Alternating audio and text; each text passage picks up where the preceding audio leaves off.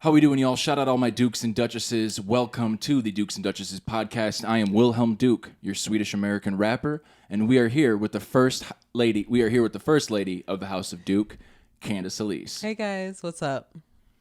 This is episode 3 of the Dukes and Duchesses podcast, and we have a fun one today with a lot of interesting topics. Obviously, we're very hip-hop cultured, music industry centric. As well as, we'll be discussing anything else we want to do. Whatever the hell we want to discuss. Absolutely. Now, topic number 1 for today. This is a huge one for me, and I'm gonna be ready to go in a little bit. I know Candace probably has a few things to say. I'm not gonna say everything because I know I could go on forever on this. But topic number 1. Why is Fresh and Fit so popular? Now, for those of you that don't know Fresh and Fit, they're these two guys, I think in Miami, Florida, that constantly invite, attractive women on their podcast to debate them. They're like, let's be real, they're like OnlyFans models. Sure. Yeah. Sure. But so these guys get these girls on their podcast all the time to then ridicule them, debate them, degrade them. And, obviously Fresh and Fit is very much so one of the forefathers of this whole red pill manosphere. It kind of started with people like Kevin Samuels, rest in peace. Right. Kevin Samuels, though, actually had a lot of very practical things for men to implement, even though he was controversial. However, the Fresh and Fit guys, they just seem like misogynists that want to don't hate get on none. women. That don't get none. That don't get any. You know and also, I mean? You're not inviting any women of academia on your podcast. No, these are what we would, older women would probably call them girls. Yeah. You know what I mean? Older women would probably, I'd say girls. Right. Candace and I would call them girls. I call them girls. Even. Yeah. It's interesting because it's easy to debate, it's easy to win a debate as a man when you're inviting a bunch of women on to talk about things like psychology and relationships, but you're not inviting any women who are currently professors at any universities. Right. You're not inviting any women who are actual psychologists on. And you're not inviting any women that could actually go toe-to-toe with you guys in a debate. And no offense, whoop all of your asses over there in the Fresh and Fit thing that's going on. Well, what I can just add to that, when you showed me shit to say. when you showed me that podcast for the first time, I thought it was a joke. I was like, people don't really take this in. There's no way people are taking this information in as real. I think Fresh and Fit is cringy. I think these men come from a hurt place. They're hurt. The way that they speak to these women, they're hurt. Very disrespectful. Yeah, I think they just get off on bringing girls on to the playground and pushing them down. I don't know what this is. It's very weird. So we've watched a number of episodes. First of all, one of the co-hosts of Fresh and Fit, Myron Gaines, is ex-FBI. If that tells you anything about why he has some of the perspectives that he does, he's literally a Fed. Right. So, and by the way, if you guys really soak up Fresh and Fit, just know that Myron Gaines is a Fed. He's a Fed guy. I don't care if you're ex-FBI or ex-CIA. You're still a Fed. Right. Okay, so good for you. Whatever in the hell that means. Okay, but to get into a little bit more details, right? They had a gentleman on, the rapper named M to the K Show.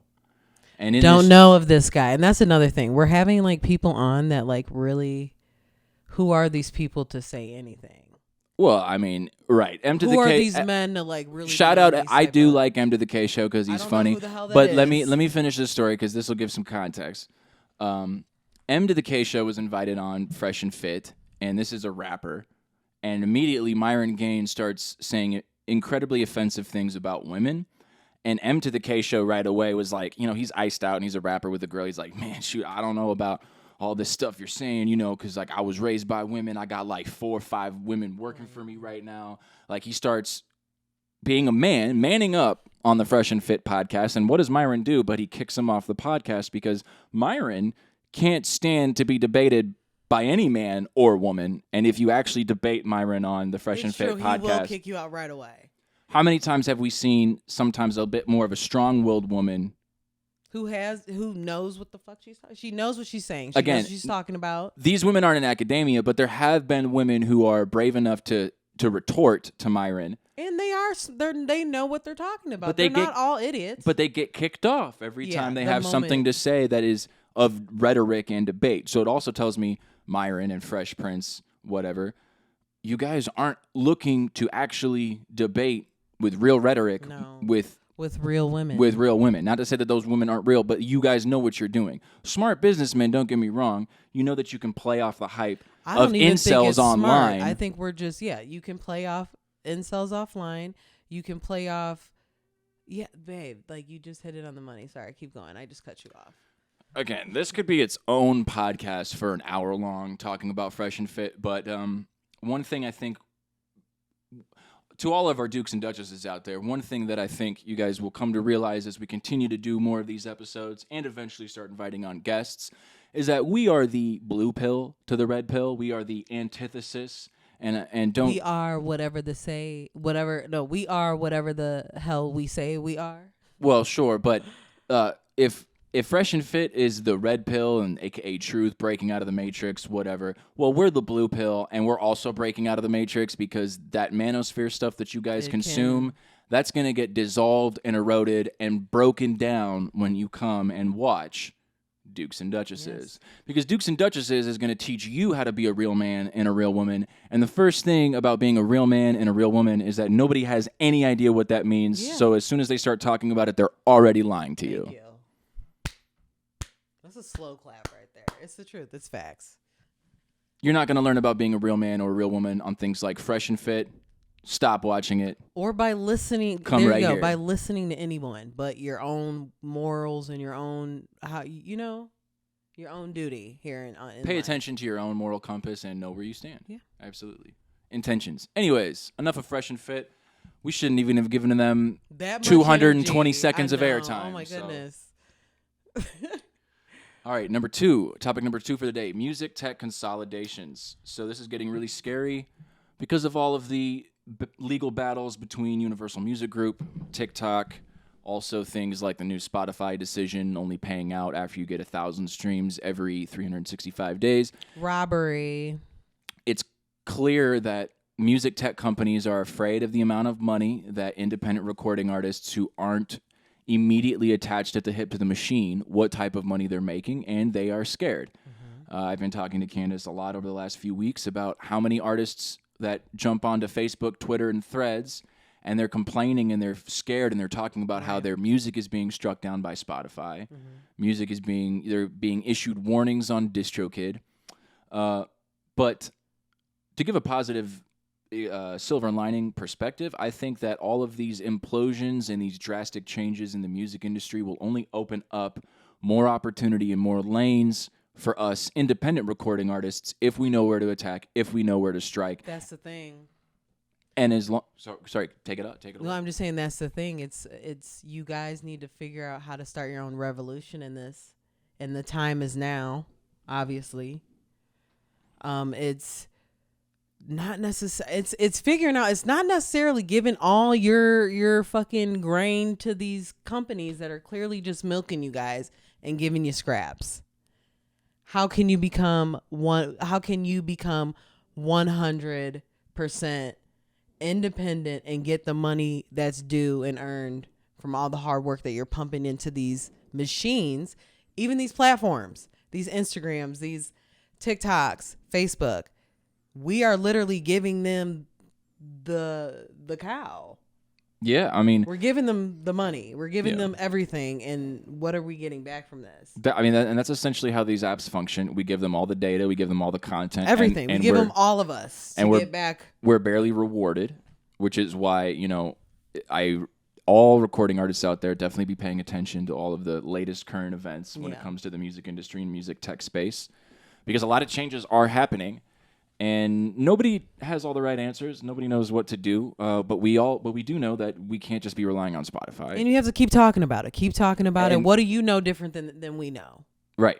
100%. Let's keep talking what can about you guys bring to the table so that all of our Dukes and Duchesses can have a correspondence, a communication, a line of community and communication open about this? Because We do deserve more money for our hard work and for our IP, for our artistic property. It's all over we the place. all deserve more money. Yeah. And we have to really band together so that we can break bread. You know, this isn't every man out here for himself, even though the internet and how you be successful on the internet will make you feel that way. Mm-hmm. But be paying attention to what DistroKid does, Spotify, Universal Music Group, TikTok, Meta with Facebook and Instagram. The changes over the next 6 months to a year going to be very crucial. And we all want to be successful artists. We are on our way to success as artists. So that's why we need to be paying attention to these industrial changes. And these are weekly changes sometimes. Like very especially with Instagram, they are going through weekly changes with how the UI looks, the overall interface looks like, how we use it, how we're interacting with our followers now has changed. Like I might see a post from 4 days ago. Now it's just different. Algorithms constantly being updated and changed because they're trying to maximize they're maximizing the time that they need us to spend on the apps to make money. So the algorithm will constantly be updated to reflect that type of change and that type of, attention and really, just attention that they're drawing back to the app to make people so addicted to these social apps. Yeah, it's just be aware that the whole industry overall is changing in every aspect, even in art. It's changing with even these gallery shows, these group shows. It's all, for me, it's all a cash grab. And don't be afraid to utilize AI because these music tech companies are absolutely they're doing it right now. And if you don't AI think they're about to take more jobs, you're a fucking idiot. Right. If those people that were at what was the last one? It was Spotify, Google laid off. Who was another one? 700 people just got laid off from somewhere. I know it was Spotify. Google had 15, maybe 15. Look it up. I don't know the specifics, but I just know you're no longer safe in this world when it comes to this industry. If you don't think that they're not going to fire ass and just figure out another way to utilize a robot, you're mistaken. And that's from beat making to music videos, just overall fucking content. Because I've seen it with even cover arts. I've seen artists utilize this stuff that once I started seeing how they started doing it, I'm like, yeah, you guys are using AI. You know how I know? Because I'm starting to utilize that in some of my stuff. Like, why not? Why not level up what you already got going on for yourself? So, yeah, just be wary of what's a cash grab and how we can all figure out how to not just keep giving our fucking creativity to these big companies and not getting a fucking thing back. Am I right? Absolutely. Sorry, I was just looking for He's looking while I'm still looking for this meme that showed you a new layoff from one of these giant music tech companies and corporations. But again, for the life of me. But how to fix it, I think that we need to literally keep talking online and utilizing these platforms, because only having a discussion is going to be like, yeah, we need to weaponize what we got going on. Maybe if it's something drastic as taking all your fucking music off these platforms, like, come fuck with us now. We're going to take all our fucking music off this shit. Or a whole week, nobody streams from any of these platforms, which would be really hard. But you would have to get everybody on the same page. Like, oh, on this date at this time, we're going to start our 1 week where we're not going to give these people anything for a whole week. That would crash something. Some market would crash. Like, somebody would definitely not be okay from that type of movement. But I just think a lot of artists aren't really there yet when it comes to the fight. You guys weren't ready for this. This came unexpectedly. Am I right? Mm-hmm. Absolutely. I can't figure out the name of the company. But anyways, moving on. Lots Google of big companies are laying off that are lots of people, and they're replacing their entire workforce with AI systems and software. Have you seen the Black Mirror episode, This is June, or This is Jude? This is June or June. I forgot the Black Mirror episode, but she's literally in the same time is watching herself be replicated. How do you explain that Black Mirror episode? Because that was the most fucked up thing, and I'm like, they are literally doing this now. I don't remember which episode. Where it was like, this is June, and she was like, she literally. I can't remember, but all of the data they were allowed to replicate her as a human being based on all the the screen. data that She was watching remember her much of that life episode, but play before her in real time because she had like Instagram. Like if I'm posting every day to Instagram, now there's a girl whose whole image is based off me, and her daily life things are moved. That's basically music tech consolidations. Guys, stay up to date, be researching, read these articles, be discerning, have your own opinion, right? And realize that none of this media hype information about the music industry is directly applies to your entire music business. There's always going to be a way to sell music and make money in the music business. Don't listen to these people that are tyrants and they want to replace everything with AI. Because nobody can stop you from doing what the hell you want to do, and just know in that. life. In life, it doesn't matter. Nobody is stopping you but you from doing anything in this reality. Just know that. 100%. And every time Candace has a tidbit of pep talk like that, you better listen. I'm just saying, because she's got the best pep talks. And she's gonna don't really make run it home me change and your life. inspire you to go do your own shit. You know what I'm saying? So, all right, moving on. Next topic for all the Dukes and Duchesses out there. Grammys and Oscars, out of touch? ? And I know Candace has a lot to say about this. I'm just gonna let Candace start off on. Yeah, what do you think about the Oscars, the Grammys, out of touch? Thoughts about that? What do you think? What do I think about award shows in general? I think they are the biggest shams and scams. I think they're a group of friends just doing award shows with friends. It's not real. It's always the same. What? 10 people at these award shows that are in these categories when we have millions of talented people that could be winning this stuff. It tends to seem or feel like that. It's just like what is this pocket of 10 people? Right. When every Grammys year feels like Beyonce and Taylor Swift are both in two of the same pop categories, or, you know, how many Grammys does Jay-Z have and been nominated for? How many Grammys does Kanye has Kanye been awarded, nominated? Eminem been nominated, and not to say that these people haven't done haven't done megalithic things in music, but it seems like it's always the same people. Right. Every Oscars, every Grammys. Is there an actual diversity of talent and diversity of category? No. But it's these award shows are so gimmicky. Oh, now we're like giving the Asians a shot. And now we have a group, you know, it's just, to me, it's phony. It's like pretend letting us in the club type of shit. You know what I mean? Because let's be real. A lot of people of color make things in this world go round, but we're not. I mean, people of color make the world go round. We do. Black people, ethnic people. But we're never pushed any people the same of color way. Make the world go round. We're not pushed the same way, which is why I know this a sham. This a sham. We done invented everything in here, but we're always put to the background of things. Right. And until black people are exclusively running Viacom and things of that nature, or just like different people are running different things. If you know what I mean. What are people really even talking about? But yeah, it's a sham. Any award show is a sham. It's like, who's behind anything? Right, the committee, who's voting on it, and I know who's voting on this. So I mean, and I do know actual Grammy voters. You know what I mean? No, that's great, and that's fine. And Grammy, if you're one of the people who's part of the Grammy voting, and you get to actually vote on some of these things. No, that's don't dope. Take this as a shot at you. It's not a shot at you. I'm just saying again, I know how it is, though. These types of it's still inconsequential to the people up at the very top that just make like the thing politics. go round. Like it's just like politics. Like you can very political field. You can very only political do atmosphere. so much. You know what I mean? Your vote can only go so far in this arena of people that want to keep things the way that they are. Right. Now, a Grammy voter's vote is probably a little bit more powerful than the average Joe in America that's voting for president. Right. I'll say that.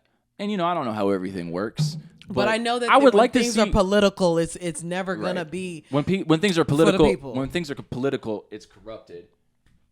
And I would just like to see more and more diversity of talent, which doesn't mean diversity as in ethnic group or race, because things like the Oscars and the Grammys, I mean, they're becoming more and more diverse anyway, especially the Grammys. Oscars, yeah, but I want still a it little to feel behind. genuine. I don't want to feel like once again It shouldn't feel we're like being pandering. used. We're being Right, like used. the Golden Globes, the 2023 Golden Globes, Right. they hired that black comedian, and his entire opening monologue at the Golden Globes was about how they only hired him because he was black, right? Obviously, we always want to see diversity in any industry field, but when I say diversity of talent, where are more of the up-and-comers? Where are more of the indie talents being lifted up? Now, diversity of talent, where are the indies, the up-and-comers, the people that you haven't seen in the industry for a decade, the people that you haven't seen in the industry for 2 decades, right? That's the whole thing. Like, when we talk about gatekeepers, that's the thing. When we're talking about gatekeepers and we're talking about closed doors, we're talking about the idea that there's no diversity of talent when the same people for the last 10 years are the ones that keep popping up in these award shows and these galas and these balls and these exclusive events. You know what I mean? So I want to see real diversity of talent going forward. I want to see people that look just like you and me, Right. that we've seen come from the same pool and get jettisoned up to that stratosphere, because there really is an actual diversity of talent and people from the indie pools are really being pulled up. But I don't really think that's happening. And a lot of people really can't put other people on. No. So It's not a thing anymore. It's just not. It's very exclusive. It is very gatekeepy. But yeah, put on yourself. That's my best build motto. your Build your foundation. own foundation. Build a business around your art, 'Cause you can whatever that also is, say- however that looks. Yeah, because you can also say nobody made you into anything but you. You know what I mean? And that's just facts. Absolutely. All right, getting back into it, we have some crazy fun cats. I'll tell you that. We do. They're all over the place. We got, Now, topic number 4, the allure of the mainstream industry. Why is everybody attracted to what other people have built and their fame as opposed to trying to do it for themselves? People just want to be around famous people, even if they have nothing of their own, no product. What is the allure? What is the lure, right, of the mainstream music industry or the entertainment industry, Hollywood, whatever? Thoughts, Candace? Yeah, I don't really know. I've met a lot of famous people. You can appreciate people's work. You can really love what somebody does. But I think we've taken it to another level, and I think it has to do with social media and how we view these celebrities. It's really freaky. It's like, I don't give a damn, okay? You ain't paying none of my bills. You ain't supporting me in any way, sharing any of my stuff. You're not building any type of community with me. When it comes to celebrity, I'll watch, but I'm not playing into this. I got to chase anybody to become somebody. And that's just me. Yeah, recently posted on Facebook that, I never, trying to meet the right people in the Chicago music industry at any of the big, music machines or platforms that you can think of, I never really wanted to meet the right people because I felt that was disingenuous if you had a purpose for it. And I tried it a couple times. And then also, I always felt like the right person. So why would I have to meet the right people if I'm the right person? There you go, baby. Right? And I want to build my own thing, right? I don't want to be leeching off what somebody else has built and not understanding how to design something of that nature for myself. Right. Unless it's that type of relationship. But in this industry, the energy that you either get the person that's just like on your ass because they want to manipulate or whatever. What was I getting at? They want to manipulate you or try to get something out of you, whatever it may be. And then you have the other part of it that is just people constantly just wanting to learn from you. So it's like either I need somebody to be on my level or above that can genuinely wants to work with me. And not just waste your time and take all your work and value. That waste your time, value, or it's never beneficial. It's never, you could do it all day, try to be around anyone. Yeah, anyone. And it's just like, but what's that doing for you? Because what are you creating? What are we here for? What craft are you sharpening? Yes. If you're just hanging around the people that have sharpened it already. Yeah, so it's like be your own badass. But I get it. Steel does sharpen steel if you're serious, but a lot of y'all aren't serious. No, it's a lot of let's meet, hey, let's do a show, and when it come down to like let's get this shit the fuck done, right? Because I've already done it a million goddamn times, right? She's done it before, y'all. I've done it before. Candace has done it before. Stop playing. And them slowing your routine down, or how you became who you became. So it's like, I don't know. It's like you get to a point. You're better off building your own fucking lane, because people that are serious and want to really work and really do it, they'll follow you. They'll follow right behind your ass. You'll see. They'll be doing the same shit. They'll just be doing it. So it's like, just stay in your own lane, do what you want to do. You don't have to chase anybody the hell around. You don't have to beg anybody to be in your corner. You don't have to beg anybody to share. You don't have to feel ashamed because you don't have you don't have to feel small also when you're around or hanging out with successful people. Yeah, you don't ever. If you do happen to find yourself in these situations, in these proximities and vicinities, don't ever feel small about yourself. Right. Feel big about yourself. Yeah. I don't care if you don't have anything to show for it. Still feel proud of yourself. Don't ever feel small in front of giants. Ever. Because you also need to understand. You're a giant. You're a giant, We're too. all Don't gods ever feel here. small. We're all gods here. We're all gods here. Understand that. Next topic, though. But that is the allure of the entertainment industry. I mean, I guess people are always attracted to those with a name and what they've built up. But at the end of the day, build it for yourself and the right type of people that, at the very least, respect the hell out of you. You will attract to your circle and corner. And that's really all you can ask for. And you will know that it's authentic, and it's like, you'll know when somebody can't even keep it together. They can't even hold that shit together, the manipulation, what the fuck their main mission was the whole time. They can't even contain the crazy. You know what I mean? The slyness that is the industry, the snakiness that is the industry. They can't even hide it. So what I like to do, right, is just sit back and watch these fools fucking clown their own asses out your life. Absolutely. And with that being said, Dukes and Duchesses, on to one of the last topics for today's podcast. Producers.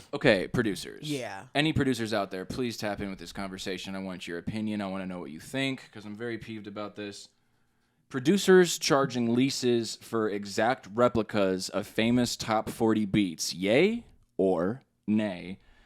So I had a situation recently with a producer named HXNNID, a.k.a. Hunted, out of, I think, Finland.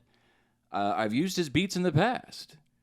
Broken his beats as remixes to the tens of thousands on Facebook at least, and into thousands on YouTube. Sent him my music videos and my freestyles before. He had green-lit them. Said, keep it up, man, keep going. Did another one recently, sent it to him. I posted it, and he got back to me saying, oh, I don't remember giving you permission for this, and saying that you went ahead and made music videos and such for it. Homie didn't know. Thank you. Also, I made that. It took me about 20 minutes to make that, to shoot that. But he thought that we actually spent all this money on it and did like this full-fledged production. Like all media, I don't know. Because it looked like something, he didn't. Yeah, people are just goofy in this industry. That's all I got to say. I'm not fucking worried, because I do know this, and I've taken media law. I know producers, if you are taking whatever the hell, sampling, and if you have not gotten permission from that person that made that beat from scratch, because all you guys lying saying you making beats from scratch and you put it up together, it sounds exactly like that original beat. Yeah, just know the legal shit will come. And those people that made that original beat, and when it sounds similar, you know, because we know, like, even now people getting sued left and right when they even got like one little part of a song right that is similar. So it's like, let do what you do now, but that was never a thing until now. So to get back to just to explain a little bit more of the backstory, he said you went ahead and made music videos for this. He's like, yes, I did. I thought you gave me permission. He said, well, that was last year. He said, I only gave you permission for one beat. I was like, okay. And then I'm like, well, why are you charging now? And basically he said, well, I'm bigger now, so I can basically charge. But the beat that he posted on YouTube sounds exactly the same as the other one. It's original. It's an exact replica. So my question to producers out there, first of all, rappers, don't work with this producer because he was very, very arrogant and disrespectful. So don't work with Hunted out of Finland, please. I wouldn't. But also producers... Saying you made a beat from scratch. But producers and out it's there... it's exactly like the original beat. Right. It's not making a beat from scratch. Producers out there, I want your opinion.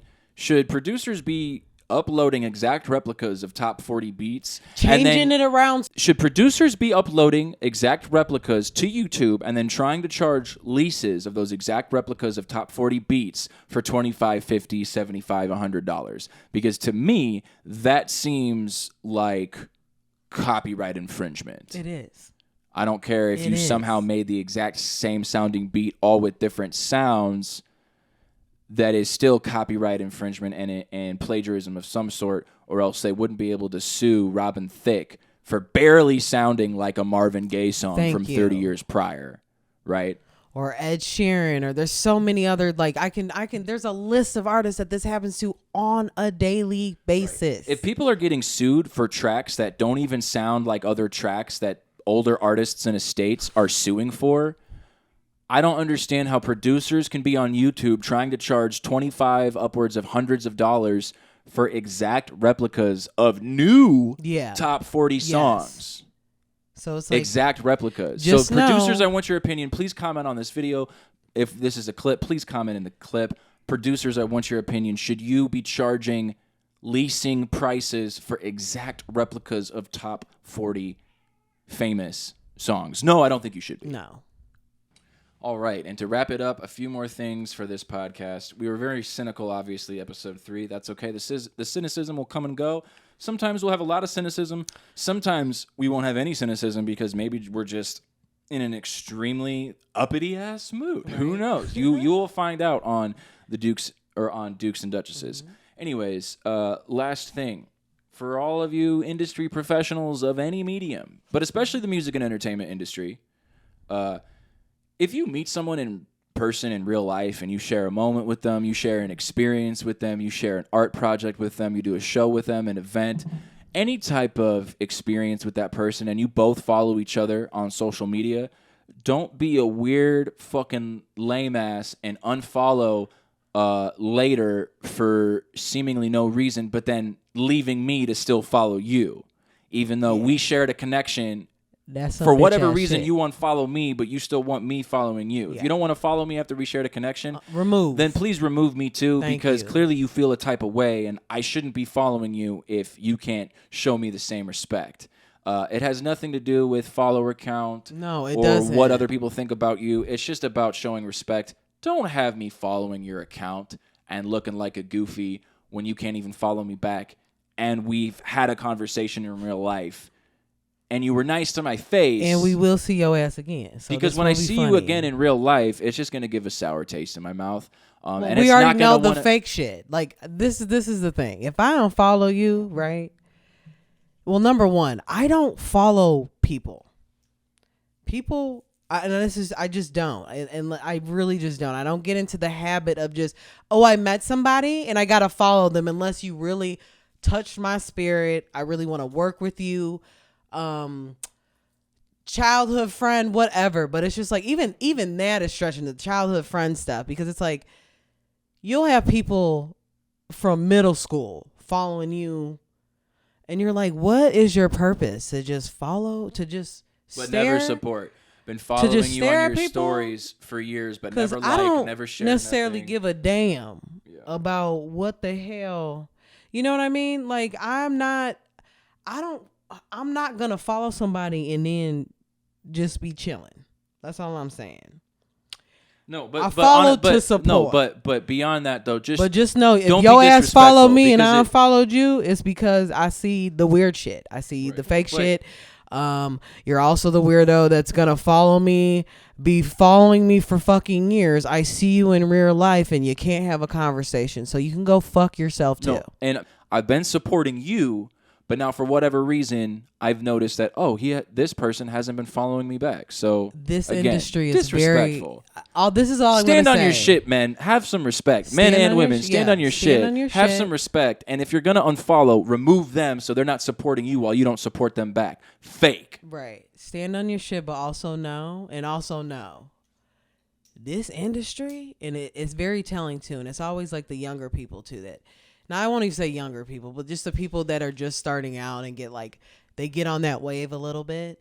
Just know this industry does come full circle, and you will be in rooms with people, right, that you don't normally fuck with. So know that whatever you putting out right now, right, the unfollows, just don't be bringing that fake shit when you see me in the room like, oh, Candace, oh my God, yeah. Because when I'm looking at you crazy, when I'm looking at you crazy, it's because you know why I'm looking at you crazy. I know who the fuck you are. You know exactly why I'm looking at you crazy. I don't have to explain myself. You know what's up. But yeah, just know, if you don't fuck with who you fuck with, that's fine. But just don't be a fake ass about it. To all the Dukes and Duchesses out there, thank you for tapping with to all the Dukes and Duchesses out there. Thank you for tapping in with us on episode 3. This has been quite the intense episode because when the first lady of the House of Duke, Candace, has a lot on her mind, and I have a lot on my mind, we're going to go in and we're going to talk some S. So, with that being said, again, I am Wilhelm Duke, your Swedish-American rapper. This is Dukes and Duchesses, the podcast, where hip-hop meets regality, the state of being a king or a queen, or in this case, a duke and a duchess. We are here with the First Lady of the House of Duke, Candace Elise. Oh, bye, guys. I'm just, bye. I'm out. I'm sorry. And no worries. And thank you so much for tapping in. Again, signing off, Dukes and Duchesses, welcome to the Regal Party.